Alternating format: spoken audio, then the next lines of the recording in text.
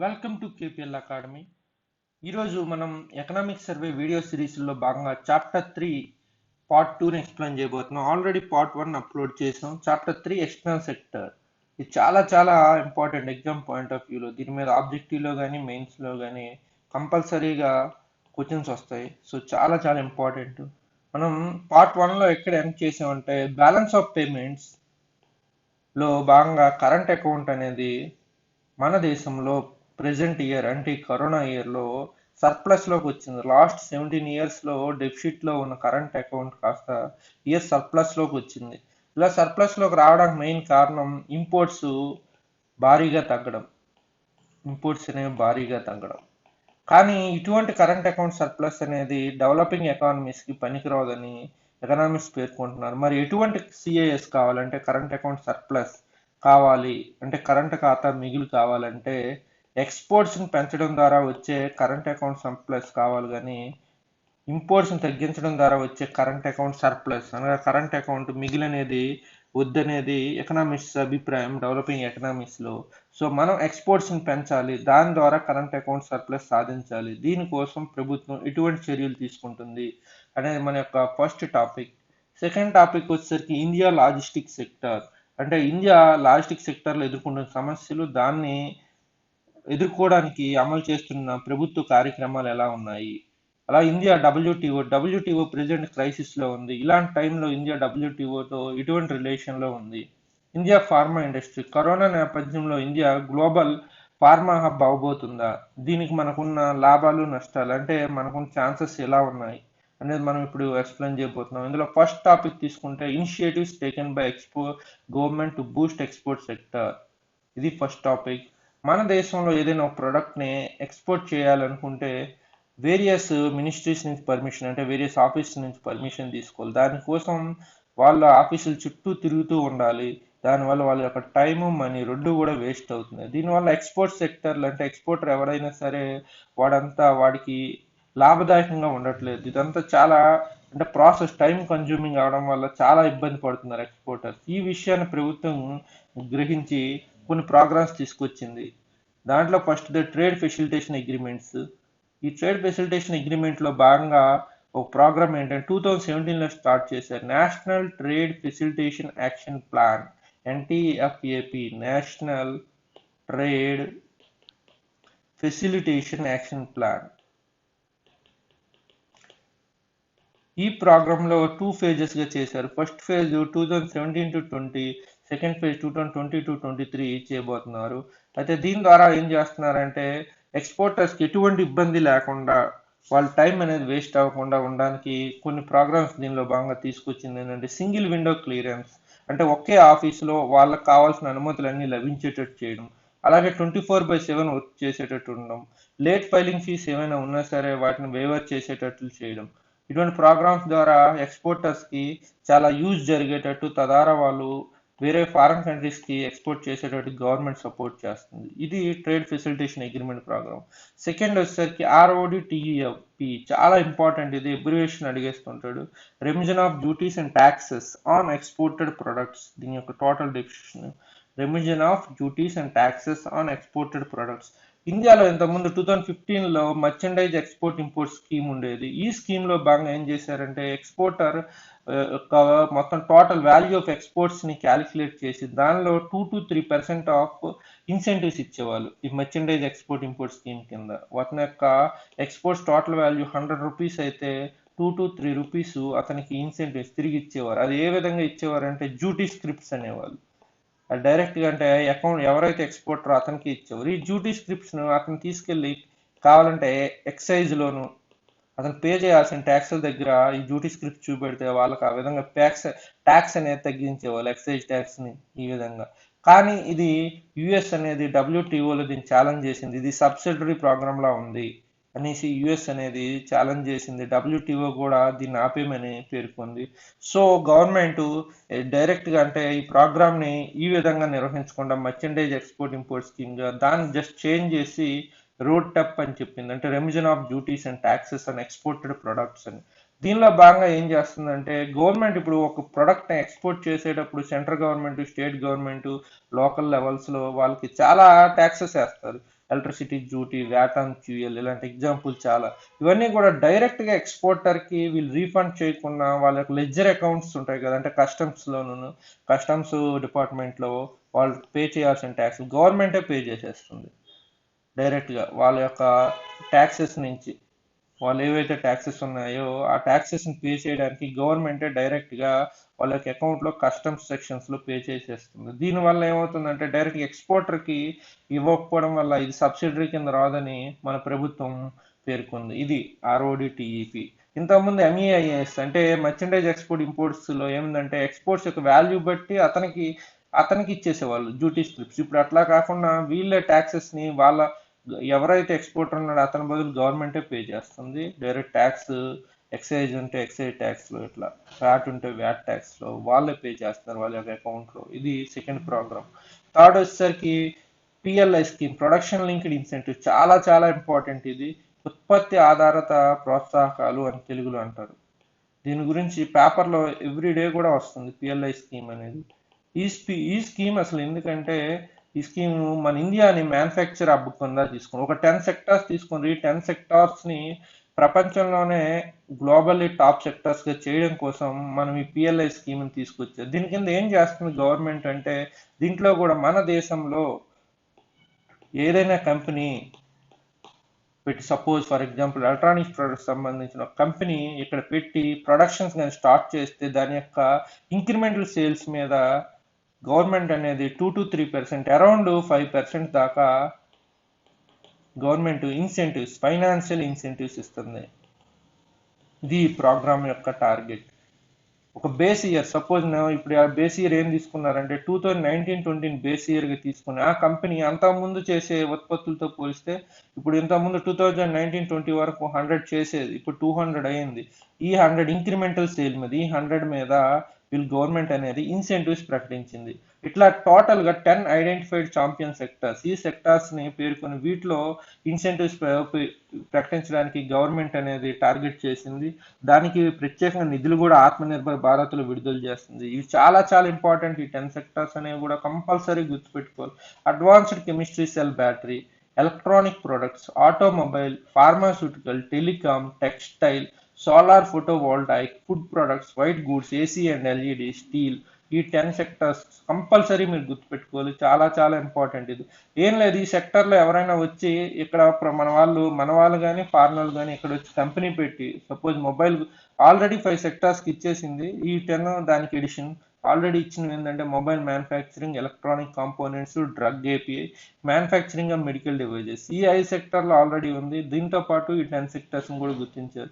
Suppose మనం mobile manufacturing sector తీసుకుంటే ఎగ్జాంపుల్గా ఎలా ఉంటుందంటే మొబైల్ మ్యానుఫ్యాక్చరింగ్ సెక్టర్లో ఒక శాంసంగ్ కంపెనీ ఇక్కడ తీసుకొచ్చి ప్రొడక్షన్ స్టార్ట్ చేసి, ప్రొడక్షన్ లింక్డ్ ఇన్సెంటివ్స్ కాబట్టి ఒక బేస్ ఇయర్ 2019-20 బేస్ ఇయర్గా తీసుకుంటుంది గవర్నమెంట్. శాంసంగ్ అంతవరకు ఇక్కడ ఒక 500 ఫోన్స్ డెవలప్ చేసేది, ఉత్పత్తి చేసేది, ఇప్పుడు 1000 చేస్తుంది అనుకోండి. ఈ ఇంక్రిమెంటల్ సేల్ 500, రిమైనింగ్ 500 మీద గవర్నమెంట్ ఫైనాన్షియల్ ఇన్సెంటివ్స్ ఇస్తుంది. 5 years వరకు ఇలా ఇస్తానని గవర్నమెంట్ ప్రకటించింది. దీనికోసం నిధులు కూడా రిలీజ్ చేస్తుంది ఎవ్రీ సెక్టర్లో కూడా. దీనివల్ల మనకేంటి ఉపయోగం అంటే గ్లోబల్ ఈ సెక్టార్స్లో మనం గ్లోబల్ ఏంటంటే టాప్కి వెళ్ళడానికి ఛాన్స్ ఉంటుంది. ఇక్కడ గ్లోబల్లీ కాంపిటేటివ్ అవడానికి, సప్లై చైన్లో మనం పార్టిసిపేషన్ చేయడానికి, గ్లోబల్ సప్లై చైన్లో పార్టిసిపేట్ చేయడానికి చాలా యూజ్ ఉంటుంది అనేది దీని యొక్క మెయిన్ టార్గెట్. అలాగే ఇక్కడున్న MSME కంపెనీస్ వస్తే ఆటోమేటిక్ ఇక్కడున్న MSMEస్ కూడా అంటే రా మెటీరియల్స్ నుంచి మీడియం ప్రొడక్ట్స్ తయారు చేయడానికి బ్యాక్వర్డ్ లింకేజెస్ అని చెప్పొచ్చు దీన్ని. వీటి కోసం MSMEస్ కూడా బీభత్సంగా అంటే చాలా ఎక్కువ ఆర్డర్స్ వచ్చే ఛాన్సెస్ ఉంది. అలాగే integral part in supply chain, ఈ 2 యూజెస్ ఉంటాయి. దాంతోపాటు గ్లోబల్లీ మనం ఏ సెక్టర్ అయితే ఆ సెక్టర్లో టాప్కి వెళ్ళే ఛాన్సెస్ ఉంది. మనమే ఇప్పుడు ఆల్రెడీ ఫార్మాలో చూస్తే మనం ఆల్రెడీ 3rd ప్లేస్లో ఉన్నాం. దాన్ని 1st ప్లేస్ తీసుకెళ్ళడానికి దీనివల్ల ఏంటంటే మనం ఎక్స్పోర్ట్స్ అనేవి పెరుగుతాయి. ఎక్స్పోర్ట్స్ పెరగడం వల్ల ఆటోమేటిక్గా మనకి డాలర్స్ అనేవి వచ్చి మన బ్యాలెన్స్ ఆఫ్ పేమెంట్స్ అనేది సర్ప్లస్లోకి వెళ్ళడానికి ఛాన్సెస్ ఉంటుంది. ఎకనామీ అనేది చాలా గ్రోత్ ద్వారా రావడానికి ఛాన్స్ ఉంటుంది. కాబట్టి ఈ పిఎల్ఐ స్కీమ్ ఈ సంవత్సరం ఇంట్రొడ్యూస్ చేశారు. చాలా చాలా ఇంపార్టెంట్. 10 సెక్టర్స్ మాత్రం కంపల్సరీ గుర్తుపెట్టుకోవాలి. దీని యొక్క మెయిన్ యూజెస్ ఏంటి అంటే ఏ సెక్టర్లో అయితే ఈ 10 సెక్టర్లో గ్లోబల్లీ కాంపిటేటివ్ అవ్వడానికి, కటింగ్ ఎడ్జ్ టెక్నాలజీ సంపాదించడానికి, ఇంటిగ్రల్ పార్ట్ ఇన్ సప్లై చైన్లో పార్టిసిపేషన్ చేయడానికి ఆ 10 సెక్టర్స్లో ఎంఎస్ఎంఈస్కి కూడా యూజ్ ఉంటుందని చెప్పొచ్చు. ఇది టోటల్గా ఫస్ట్ టాపిక్. సెకండ్ టాపిక్ తీసుకుంటే ఇండియా లాజిస్టిక్స్. ఇది సెకండ్ సెక్టర్. ఈ సెక్టర్ చాలా చాలా ఇంపార్టెంట్. అసలు లాజిస్టిక్స్ అంటే ఏంటి అంటే ఏదైనా ఒక కంపెనీ ఒక ప్రోడక్ట్ని తయారు చేసిందంటే దాన్ని స్టోర్ చేసి ఫైనల్ అంటే కన్జ్యూమర్ చేరే వరకు ఉన్న ఈ టోటల్ ప్రాసెస్ని, ప్రొడక్షన్ నుంచి కన్జ్యూమర్ చేరే వరకు ఉన్న టోటల్ ప్రాసెస్ని అంటే స్టోర్ చేసి ఇక్కడి నుంచి సపోజ్ హైదరాబాద్లో ప్రొడక్షన్ డెవలప్ చేశారు, దీన్ని బాంబే తీసుకెళ్లాలంటే ముందు దీన్ని వేర్ హౌస్లో స్టోర్ చేసి ఇక్కడి నుంచి either road by road or train or anything like aeroplane ద్వారా బాంబేకి పంపించాలి. ఇది ఈ టోటల్ ప్రొసీజర్ ఇక్కడ ప్రొడక్షన్ నుంచి కన్జ్యూమర్ చేరే వరకు ప్రొసీజర్ మొత్తం sector logistic sector. Warehouse up to destination చేరే వరకు, డెస్టినేషన్కి ప్రొడక్ట్ అనేది చేరే వరకు కూడా ఉండే టోటల్ ప్రాసెస్ లాజిస్టిక్ సెక్టర్ కిందకు వస్తుంది. ఇండియాలో లాజిస్టిక్ సెక్టర్ చాలా చాలా ఇంపార్టెంట్. ఎందుకంటే 22 మిలియన్ పీపుల్ దీంట్లో ఎంప్లాయ్మెంట్ చేస్తారు. కానీ ఇండియాకు లాజిస్టిక్ సెక్టర్ వరల్డ్తో పోలిస్తే చాలా వెనకబడి ఉంది. దీనికి చాలా చాలా ప్రాబ్లమ్స్ ఉన్నాయి. ఆ ప్రాబ్లమ్స్ అన్ని కూడా మనకి మెయిన్స్లోకి వస్తే చాలా ఇంపార్టెంట్. ఎకనామిక్ సర్వే వాళ్ళు కూడా దీన్ని క్లియర్గా మెన్షన్ చేశారు. ప్రాబ్లమ్స్ ఏంటి ఇండియన్ లాజిస్టిక్ సెక్టర్లో అంటే లెస్ ఆటోమేషన్ అవ్వలేదు, మనది చాలా తక్కువైంది. More than 70% of logistic sector in small and organised. మన దేశంలో లాజిస్టిక్ సెక్టర్లో ఎక్కువ భాగం అంటే 70% పైగా స్మాల్ అండ్ అన్ఆర్గనైజ్డ్ సెక్టర్లోనే ఉంది. ఇది ఇంకో ఇంపార్టెంట్ పాయింట్. అంటే పెద్ద పెద్ద కంపెనీస్ లాజిస్టిక్ సెక్టర్స్లో లేవు. ఇది చాలా మైనస్. ఏదైనా సరే ఒక కొత్త ప్రోడక్ట్ని అంటే కొత్తగా ఒక వేర్ హౌస్ని లేకపోతే ఒక 1000 కోట్లతో ఏమైనా సరే లాజిస్టిక్ సెక్టర్లో పెట్టుబడులు పెట్టాలంటే ఈ చిన్న చిన్న కంపెనీల వల్ల అవ్వదు. కాబట్టి అది ఒక రకంగా అంటే టెక్నాలజీని కూడా తీసుకురాలేదని మనం చెప్పొచ్చు. అలాగే India logistics cost more than 40% compare with advanced economy. మన యొక్క లాజిస్టిక్స్ కాస్ట్ చూస్తే 40% ఎక్స్ట్రా. దీనివల్ల ప్రాబ్లమ్స్ ఏంటంటే ఆటోమేటిక్గా మన వాళ్ళు యొక్క ప్రొడక్షన్ కాస్ట్ పెరిగిపోద్ది, అంటే ఫైనల్ కాస్ట్ పెరిగిపోతుంది. గ్లోబల్ కాంపిటేటివ్ అవడానికి చాలా మైనస్ అయిపోతుంది మన వాళ్ళ దగ్గర. ఇదే చాలా 40% ఎక్కువ. పూర్ ఇంటిగ్రేషన్ విత్ ఐటీ అంటే ఇన్ఫర్మేషన్ టెక్నాలజీతో కూడా మన వాళ్ళు ఇన్ఫర్మేషన్ టెక్నాలజీని పెద్దగా వాడట్లేదని చెప్పొచ్చు. ఎకనామిక్ సర్వేలో క్లియర్గా మెన్షన్ చేశాడు కొన్ని పాయింట్స్ మనం కంపల్సరీ గుర్తుపెట్టుకోవాలి. హైలీ ఫ్రాగ్మెంటెడ్ ఓనర్షిప్ అంటే చెప్పాం కదా 70% స్మాల్ అండ్ అన్ఆర్గనైజ్డ్. పెద్ద కంపెనీస్ ఏమీ ఇందులో లేవు. ఫ్యూ లార్జ్ ప్లేయర్స్ చాలా తక్కువ మంది ఉన్నారు. అమెజాన్, వాల్మార్ట్ ఇట్లాంటి వాళ్ళు లాజిస్టిక్ సెక్టర్లో చాలా తక్కువ మంది ఉన్నారు. మన దగ్గర highly skewed towards road sector. ఈ ఫ్రైట్ మూవ్మెంట్ అంటే ట్రాన్స్పోర్ట్ అనేది ఎక్కువగా రోడ్ సెక్టర్ ద్వారానే జరుగుతుంది. ఇది చాలా మైనస్. దీనివల్ల కాస్ట్ అనేది పెరిగిపోతుంది. వాటర్ వేస్ యూజ్ చేయట్లేదు. నెక్స్ట్ వచ్చేసరికి కార్గోస్ ఏరోప్లేన్ వాడట్లేదు. వీటి వల్ల ఏంటంటే ఎక్కువ రోడ్ సెక్టర్ మీద డిపెండ్ అవుతున్నారు. దానివల్ల చాలా మైనస్ అనేది చెప్పవచ్చు. Lack of integrated approach multiple ministries అంటే ఈ లాజిస్టిక్ సెక్టర్ కావాల్సిన పర్మిషన్స్ అన్ని కూడా ఒకే మినిస్ట్రీ దగ్గర లభించట్లేదు. వేరియస్ మినిస్ట్రీస్ తిరిగి వీళ్ళందరి దగ్గర పర్మిషన్ తీసుకోవడం వల్ల చాలా టైం కన్జ్యూమింగ్, మనీ కన్జ్యూమింగ్. కాబట్టి ఇది ఒక రకమైన మైనస్ అని కూడా చెప్పొచ్చు. ఇవి క్లియర్గా మెన్షన్ చేశాడు ఎకనామిక్ సర్వేలో. ఇవి compulsory absence of consistent policies and regulations. పాలసీస్లో ఒక విధానం అంటూ సరిగా ఉండదు. ఈ సంవత్సరం 2015లో పాలసీ విధానం ఉంటే 2019కి వచ్చేసరికి చేంజ్ అయిపోతుంది. దీనివల్ల ఏమవుతుందంటే ఎక్స్పోర్టర్స్కి చాలా ఇబ్బంది, లాజిస్టిక్ సెక్టర్లో ఉన్న వాళ్ళందరికీ చాలా ఇబ్బంది అయిపోతుంది. వాళ్ళు దానికి అనుగుణంగా వాళ్ళు చేంజెస్ ప్లాన్ చేసుకోవాల్సి వస్తుంది. వరల్డ్ బ్యాంక్ రిలీజ్ చేసే లాజిస్టిక్ పెర్ఫార్మెన్స్ ఇండియాలో భారతదేశం యొక్క ర్యాంక్ ఎలా ఉంది, ఇక్కడే మన యొక్క పొజిషన్ అర్థమైపోతుంది. 2014లో 54 ర్యాంక్ కాస్త 2016లో 35కి మెరుగుపడ్డది, డెవలప్ అయింది. కానీ 2018కి వచ్చేసరికి మళ్ళీ 44కి పడిపోయింది. ఇది ఒక రకంగా ఆందోళన కలిగించే అంశం. మనం ఇందులో లాజిస్టిక్ సెక్టర్లో ఎంత ముందు ఉంటే గ్లోబల్లీ ఎక్స్పోర్ట్లో మనం అంత టాప్లోకి వెళ్ళడానికి ఛాన్సెస్ ఉంటాయి. అయితే గవర్నమెంట్ ఎటువంటి చర్యలు చేపడుతుంది లాజిస్టిక్ పెర్ఫార్మెన్స్ ఎల్పిఐ డెవలప్ అవడానికి? వరల్డ్ బ్యాంక్ రిలీజ్ చేస్తుంది లాజిస్టిక్ పెర్ఫార్మెన్స్ ఇండెక్స్. చాలా చాలా ఇంపార్టెంట్ ఇవి. గవర్నమెంట్ ఎటువంటి చర్యలు చేపడుతుంది అంటే లాస్ట్కి ప్రాసెస్ రిలేటెడ్ రిఫార్మ్స్ ఎలా ఉన్నాయంటే ఇంటర్స్టేట్ బార్డర్ దగ్గర టైం వేస్ట్ అవ్వకుండా ఈ జిఎస్టీని ఇంట్రడ్యూస్ చేసింది, ఇదో పాయింట్గా చెప్పుకోవచ్చు. అలాగే paperless export import trade process కోసం పేపర్లెస్ ప్రొసీజర్ని ఆన్లైన్లోనే అంతా జరిగేటట్లు స్టార్ట్ చేసింది. కస్టమ్స్ దగ్గర ఫేస్లెస్ అసెస్మెంట్, ఇది కూడా ఒక రకంగా ప్లస్ పాయింట్గా మనం చెప్పొచ్చు. ఇన్ఫ్రాస్ట్రక్చర్ ఇనిషియేటివ్స్ ఇవి చాలా చాలా ఇంపార్టెంట్. భారత్మాల పరియోజన అనే ప్రోగ్రామ్ ని స్టార్ట్ చేసింది. దీని ద్వారా 8,000 కిలోమీటర్ల పైగా రోడ్లు, హైవేలు, $107 బిలియన్ ఖర్చు పెట్టడం ద్వారా చేసిన భారత్మాల పరియోజన. ఇది చాలా చాలా ఇంపార్టెంట్ ఇన్ఫ్రాస్ట్రక్చర్ ఇనిషియేటివ్. నెక్స్ట్ వచ్చేసరికి సాగర్మాల. ఈ సాగర్మాల పోర్ట్ రిలేటెడ్, పోర్ట్ సంబంధించిన టోటల్ ప్రోగ్రామ్స్ అంటే న్యూ పోర్ట్స్ డెవలప్ చేయడం, ఉన్న పోర్టులు మోడర్నైజ్ చేయడం, ఇటువంటి ప్రోగ్రామ్స్ అన్ని సాగర్మాల ప్రాజెక్ట్ ద్వారా సెంట్రల్ గవర్నమెంట్ చేపడుతుంది. ఇది కూడా చాలా అడ్వాంటేజ్ గానే మనం చెప్పుకోవచ్చు. దీనివల్ల లాజిస్టిక్ సెక్టర్ ఇంప్రూవ్ అవడానికి చాలా ఛాన్స్ ఉంటుంది. అలా మల్టీ మోడల్ లాజిస్టిక్ పార్క్స్ అంటే అన్ని లాజిస్టిక్ సంబంధించిన అన్ని విషయాలు ఒకే దగ్గర, దీన్ని ఒక ఇండస్ట్రియల్ పార్క్ లో ఈ లాజిస్టిక్ పార్క్స్ ఏర్పాటు చేయడం. For example warehousing, store చేయడం, management services, customs clearance, logistic సంబంధించినవి ఇవన్నీ కూడా ఒకే దగ్గర లాజిస్టిక్ సెక్టర్ అందుబాటులో ఉండడం వల్ల ట్రేడ్ చేసే వాళ్ళకి, వ్యాపారస్తులకి చాలా ఈజీ అయిపోతుంది. దానివల్ల కాస్ట్స్ అనేవి కూడా వాళ్ళు తగ్గుతాయి. దీనివల్ల మన యొక్క లాజిస్టిక్స్ పెర్ఫార్మెన్స్ ఇండెక్స్ కూడా మెరుగవడానికి ఛాన్సెస్ ఉంటుంది. డెడికేటెడ్ ఫ్రైట్ కారిడార్స్ అంటే కారిడార్స్ ఓన్లీ లాజిస్టిక్ సెక్టర్స్ కోసమే, ఎస్పెషల్లీ కొన్ని కారిడార్స్ ని వీళ్ళు తయారు చేస్తున్నారు, డెడికేటెడ్ ఫ్రైట్ కారిడార్స్. దీనివల్ల ఏంటవుతుందంటే reduction unit cost of transportation cost తగ్గుతుంది. అలాగే హయ్యర్ స్పీడ్ తో మనకి వెళ్ళడానికి ఛాన్సెస్ ఉంటాయి, ఒక దగ్గర నుంచి ఇంకో దగ్గరికి ఎక్స్పోర్ట్ అవ్వడానికి. ఇప్పుడు ఫర్ ఎగ్జాంపుల్ వెజిటబుల్స్ లాంటివి ఉంటే వీటివి ఎక్స్పోర్ట్ అంటే బాంబే నుంచి తమిళనాడు రావాలంటే, లేకపోతే ఢిల్లీ నుంచి కూడా తమిళనాడు రావాలన్నా, లేదా తమిళనాడు నుంచి ఢిల్లీ వెళ్ళాలన్నా, అటువంటి వాటికి డెడికేటెడ్ ఫ్రైట్ కారిడార్ వల్ల టైం అనేది చాలా తగ్గిపోతుంది. చాలా చాలా important. Trade infrastructure for export scheme, ఇది టిఈఐఈఎస్, ఇది చాలా ఇంపార్టెంట్ స్కీమ్. అంటే స్టేట్స్ ని ఎక్స్పోర్ట్ హబ్ గా తయారు చేయడం, ఏదైనా ఒక ప్రొడక్ట్ కి ఒక స్టేట్ ని ఎక్స్పోర్ట్ హబ్ గా అయ్యేటట్లు చేయడం, ఇటువంటి ప్రోగ్రామ్స్ గవర్నమెంట్ చేపడుతుంది. Trade infrastructure for export scheme TIES, dedicated freight corridor. ఈ మెయిన్స్ లో చాలా చాలా ఇంపార్టెంట్ ఇవి dedicated freight corridors, multi modal logistic parks, Sagarmala, Bharatmala Pariyojana, ఇవన్నీ కూడా ఇన్ఫ్రాస్ట్రక్చర్ ఇనిషియేటివ్. డిజిటల్ ఇనిషియేటివ్స్ ఏం తీసుకుంది అంటే logistic planning and performance monitoring tool, LPPT, అంటే real time monitoring of operation performance. అంటే ఎక్కడ ఇప్పుడు సపోజ్ ఒక లారీ స్టార్ట్ అయింది, అది ఎక్కడ ఉంది అని కనుక్కోవాలి అంటే దానికి జిపిఎస్ అమర్చి దీన్ని రియల్ టైమ్ మానిటరింగ్ చేయడం. ఇటువంటి మొత్తం కొత్తగా స్టార్ట్ చేసింది IT based logistic planning and performance monitoring tool, ఎల్పిపిటి.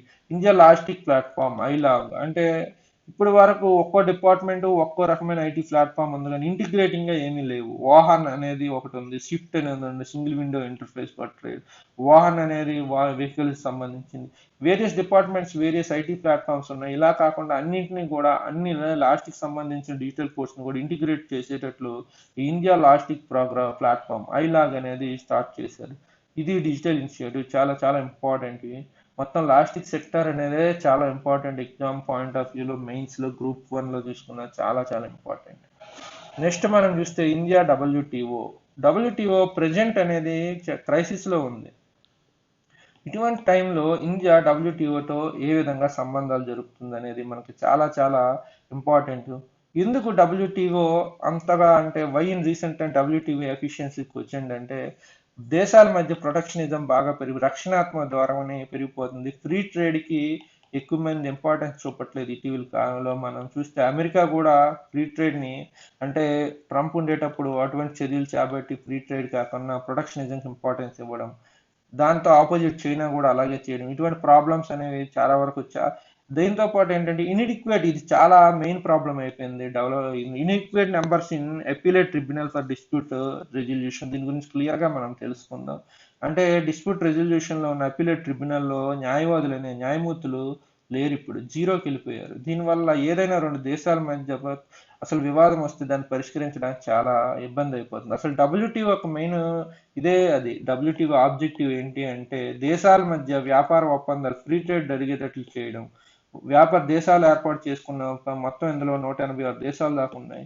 వీళ్ళు ఏర్పరచుకున్న వ్యాపార ఒప్పందాలు సరిగ్గా అమలవుతున్నాయా లేవా అని చెక్ చేయడం. ఒకవేళ ఏదైనా దేశం సరిగ్గా అమలు చేయట్లేదని వేరే దేశం ఫిర్యాదు చేస్తే వాటి మధ్య వివాదాలను పరిష్కరించేటట్లు వీళ్ళు జడ్జిలుగా అంటే న్యాయస్థానాలుగా వ్యవహరించడం, ఇది డబ్ల్యూటీఓ ఒక మెయిన్ ఆబ్జెక్టివ్.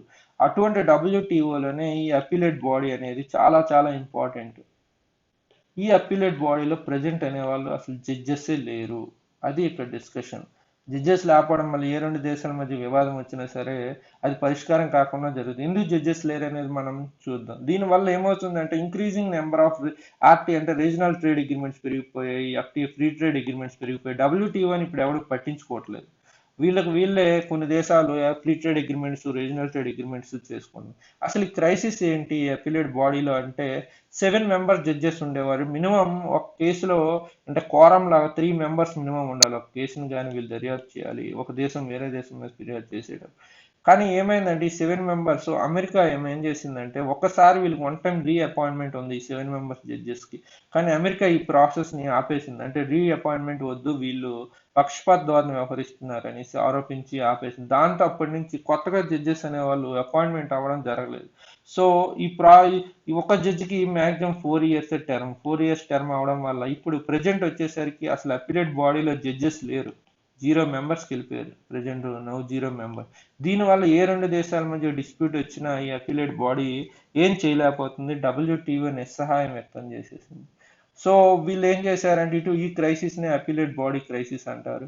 దీన్ని అంటే ఈ డబ్ల్యూటీ ఇప్పుడు ఏం చేయట్లేదు, సో దీని యొక్క యూజ్ లేదన్నట్టు కొన్ని కంట్రీస్ కలిపి ఫ్రీ ట్రేడ్ అగ్రిమెంట్స్ చేసుకుంటున్నాయి, రీజనల్ ట్రేడ్ అగ్రిమెంట్స్ చేసుకుంటున్నాయి. లేకపోతే వీళ్ళే ఒక సంస్థల్లో ఏర్పడుతున్నారు. 23 మెంబర్స్ కలిపి చాలా చాలా important multi party interim arbitration mechanism అని 23 మెంబర్స్ 23 దేశాలు కలిపి ఏర్పాటు చేసుకున్నాయి. Multi party interim arbitration mechanism. EU, European union, China, Brazil, Australia, New Zealand లాంటివి చాలా మెయిన్ దేశాలు ఇందులో మెంబర్స్గా ఉన్నాయి. 23 దేశాల్లో చాలా ఇంపార్టెంట్. ఇండియా మాత్రం ఇందులో మెంబర్ కాదు. డబ్ల్యూటీఓ ప్రత్యామ్నాయంగా వీళ్ళు ఏర్పాటు చేసుకున్నారు. అంటే డబ్ల్యూటీఓలో కొన్ని దేశాలు కలిపి ఆ క్రైసిస్ నుంచి తప్పించుకోవడానికి, వీళ్ళ మధ్య వివాదాలు పరిష్కరించుకోవడానికి ఈ multi party interim arbitration MPIA mechanism అని మనం చెప్పొచ్చు. ఇది చాలా చాలా ఇంపార్టెంట్. ఇది ఇండియా ఇందులో మెంబర్షిప్ లేదు. ఇది టోటల్ మనకి ఇండియా డబ్ల్యూటీఓ ప్రెజెంట్ ఉన్న situation. India potential to be pharma for all. Corona సమయంలో ఇండియా ప్రపంచ దేశాలకు ఫార్మాస్యూటికల్స్ అనేవి సప్లై ఎక్స్పోర్ట్ చేసింది. సో అంటే ప్రపంచం మొత్తం మన వైపు చూసింది. మాకు టాబ్లెట్స్ కావాలి, మాకు ఈ ఫార్మా మెడిసిన్స్ కావాలని అమెరికా, బ్రెజిల్ ఇటువంటి చాలా ఈ యూరోపియన్ యూనియన్ ఇవన్నీ కూడా ఇండియాని అడిగాయి. ఇటువంటి టైంలో మనం ఇండియాని వరల్డ్ ఫార్మా హబ్గా చేయొచ్చా అనడానికి ఎంతవరకు ఛాన్స్ ఉందనేది మనం ప్రజెంట్ డిస్కస్ చేద్దాం. ఇది చాప్టర్ అయిపోయింది. ఇందులో స్పెషల్ టాపిక్ కింద ఇది ఇచ్చాడు. చాలా చాలా ఇంపార్టెంట్ ఇది. Current position India volume wise Indian pharmacy sector 3rd largest volume పరంగా చూస్తే. వాల్యూ పరంగా చూస్తే మనం 14th పొజిషన్లో, మనీ పరంగా చూస్తే మన ఎక్స్పోర్ట్స్ అనేవి 14th పొజిషన్లో ఉంది. India almost double its share in world pharma ఎక్స్పోర్ట్స్లో 2009లో 1.4% ఉంది, కాస్త 2019కి వచ్చేసరికి 2.6% ఉంది. ఇది present situation. India advantage in pharma sector. ఇండియాకి ఫార్మా సెక్టర్లో ఉన్న అడ్వాంటేజెస్ ఎలా ఉన్నాయంటే రివీల్డ్ కంపారిటివ్ ట్రేడ్ అడ్వాంటేజ్. అంటే కంపారిటివ్ ట్రేడ్ అడ్వాంటేజ్ అంటే ఇంకేం లేదు, ఏదైనా ఒక ప్రొడక్ట్ ఎక్స్పోర్ట్ చేయడానికి మన దేశానికి ఉన్న ట్రేడ్ అడ్వాంటేజ్ పొజిషన్ ఎలా ఉంది. ఆ ప్రొడక్టే ఇక్కడ ఫార్మా తీసుకుంటే ఫార్మా రంగంలో మనం ప్రపంచ దేశాల్లో ట్రేడ్ అడ్వాంటేజ్ ఎలా ఉంది అంటే మనకి ఇప్పుడు సపోజ్ మనకి ఇక్కడ కాస్ట్ తగ్గుతుంది, క్లియరెన్స్లు కూడా కొద్దిగా ఈజీగా వస్తాయి. ఇటువంటి ఛాన్సెస్ అంటే గవర్నమెంట్ సపోర్ట్ ఉంటుంది. ఇలా అంటే ట్రేడ్ అడ్వాంటేజ్లకి ఇవి చెప్పుకోవచ్చు. సో ఆ ర్యాంక్ ఎంత ఉందంటే వరల్డ్లో 12th ర్యాంక్. ఏదైనా ప్రొడక్ట్ ఎక్స్పోర్ట్ చేయడానికి వరల్డ్ దేశాల్లో కంపేరిటివ్ ర్యాంక్ ఎంత, వాళ్ళ యొక్క అడ్వాంటేజ్ ఆ ప్రొడక్షన్లో, ఆ ప్రత్యేక ఐటమ్ ప్రొడక్షన్లో కంపేరిటివ్గా ఎంత ఉంది వేరే దేశాల్లో పోలిస్తే అనేది ఈ కంపేరిటివ్ ట్రేడ్ అడ్వాంటేజ్. దీంట్లో 12th ర్యాంక్ ఉంది. Trade specialisation quotient almost 1. అంటే దీని మీనింగ్ ఏంటంటే స్ట్రాంగ్ ఎక్స్పోర్ట్ కాంపిటేటివ్నెస్. అంటే ఈ ఎక్స్పోర్ట్ చేయడం కాంపిటీషన్లో మనం స్ట్రాంగర్గా ఉన్నామని చెప్పడానికి ఈ ట్రేడ్ స్పెషలైజేషన్ కోషియంట్ -1 to 1 ఉంటుంది. మనది ఆల్మోస్ట్ 1 ఉంది ఇప్పుడు. సో దీనివల్ల ఏంటంటే ఫార్మా సెక్టర్లో ఇటువంటి అడ్వాంటేజెస్ అన్నీ కూడా మనవి ఉన్నాయి. 1.5 ట్రిలియన్ బై వరల్డ్ మొత్తం 1.5 బిలియన్ ట్రిలియన్కి చేరబోతుంది 2023కి వచ్చి world pharma sector. Present India $41 billion ఉంది. అది 2024కి $65 బిలియన్ వెళ్తుంది అనేసి ఎక్స్పెక్ట్ చేస్తున్నారు. అయితే గ్లోబల్ ఫార్మా మార్కెట్ అంటే రీసెంట్ గా మనకి ఎందుకు ఇప్పుడు ఈ ఆలోచన అంటే మనం ఎందుకు ఫార్మా హబ్ గా చేయాలని గవర్నమెంట్ అనుకుంటుంది అంటే ఒక విధంగా చూస్తే మనకి ఏప్రిల్ టు అక్టోబర్ 2000 ఎంత ఎకనామిక్ క్రైసిస్ లో ఇండియా ఫార్మా ఎక్స్పోర్ట్స్ అనేవి 18% పెరిగాయి ఇయర్. ఏప్రిల్ టు అక్టోబర్ చూస్తే $11.1 బిలియన్ కి ప్రీవియస్ ఇయర్ సేమ్ $9.4 బిలియన్ కాస్త ప్రజెంట్ ఇయర్ లో $11.1 బిలియన్ కి చేరాయి.